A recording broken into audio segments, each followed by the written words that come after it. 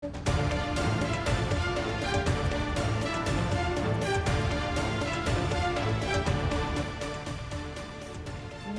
கட்டப்பட்டுள்ள அதிமுகவின் புதிய கட்சி அலுவலகத்தை சென்னை ராயப்பேட்டையில் உள்ள அதிமுக தலைமை அலுவலகத்திலிருந்து அக்கட்சியின் பொதுச் செயலாளர் எடப்பாடி பழனிசாமி காணொலி காட்சி மூலம் திறந்து வைக்கிறார்.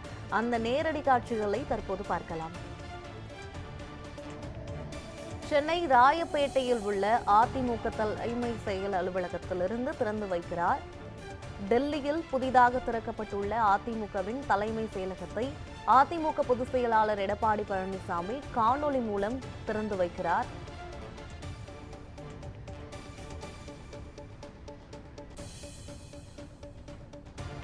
இது பற்றிய கூடுதல் விவரங்களை வழங்குவதற்காக செய்தியாளர் பாஸ்கர பாண்டியன் இணைப்பில் இருக்கிறார். பாஸ்கர பாண்டியன், விவரங்கள் என்ன, சொல்லுங்க. யுவராணி, தலைநகர் டெல்லியில் கட்டப்பட்டிருக்கக்கூடிய அதிமுகவினுடைய தலைமை அலுவலகமானது டெல்லியில் 25 சென்ட் பரப்பளவில் அமைக்கப்பட்டிருக்கிறது.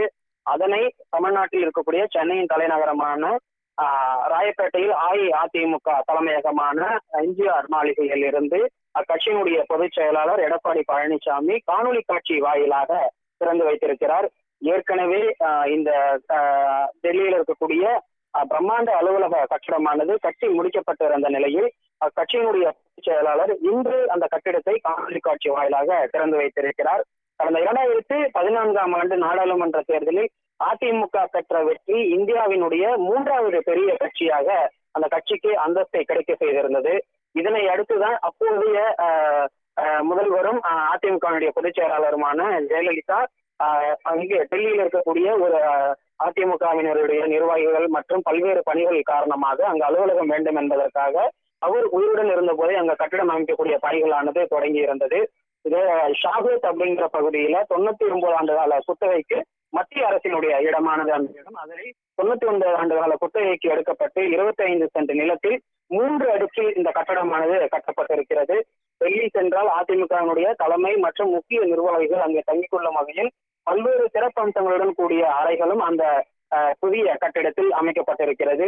ஏற்கனவே இந்த கட்டடமானது கட்டி முடிக்கப்பட்டிருந்த நிலையில் தற்பொழுது அதனை அக்கட்சியினுடைய பொதுச் செயலாளர் எடப்பாடி பழனிசாமி திறந்து வைத்திருக்கின்றார்.